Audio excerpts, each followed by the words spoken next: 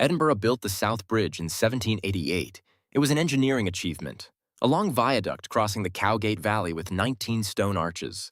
Below the road surface, inside those arches, were chambers, underground rooms in the middle of a functioning city. The plan was commercial.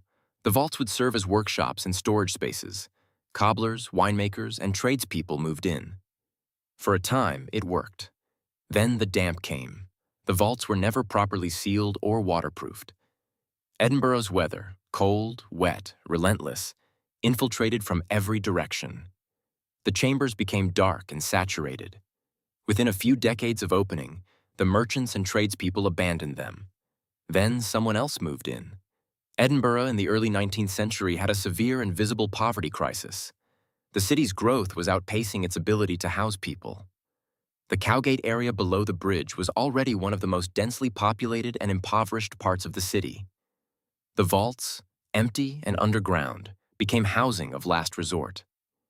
Beggars, criminals, the unemployed, the displaced, people the city officially did not account for.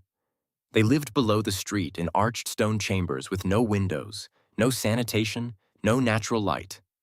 This period overlapped with one of Edinburgh's most notorious chapters. William Burke and William Hare operated in this neighborhood in 1827 and 1828, murdering at least 16 people and selling the bodies to anatomists. The vaults and the surrounding area were a world the city preferred not to examine. Around 1820 to 1835, the vaults were sealed. The people who lived in them were presumably displaced. No detailed record of their dispersal exists. The chambers were closed, forgotten, and built over. They stayed that way for over 150 years. In 1985, a local historian named Norrie Rowan rediscovered them. He found archaeological evidence of the people who had lived there. Shoes, dozens of them. Bottles, children's toys, coal deposits. The material record of lives lived in conditions that the city above would prefer not to remember. The vaults are now operated as tourist attractions. Mersat Tours and other operators run guided experiences through the chambers. Visitors come from around the world, and they report things. The most widely described entity is called Mr. Boots. It is not seen. It is felt. A presence near floor level, associated with the sound or sensation of heavy footsteps. The name is an attribution, not a confirmed identity. A separate entity, called Jack, is described as a poltergeist. Visitors and guides report objects being moved or thrown. These accounts are consistent across unconnected witnesses over several decades. Whether this constitutes evidence of the paranormal depends on your framework for what counts as evidence. What can be said without controversy? The atmosphere of the vaults is extreme. The chambers are dark, damp, cold, and enclosed. The ceiling is low. The acoustics are unusual. Sound travels in unexpected ways. The air is still. These conditions create a psychological environment that is physiologically unusual.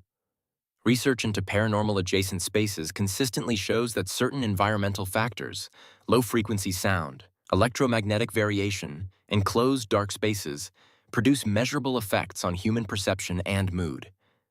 The vaults tick most of those boxes. What the vaults undeniably contain is a record. Shoes worn by people who had no other shelter. Toys carried underground by children who lived there. These are not ghost stories. These are artifacts.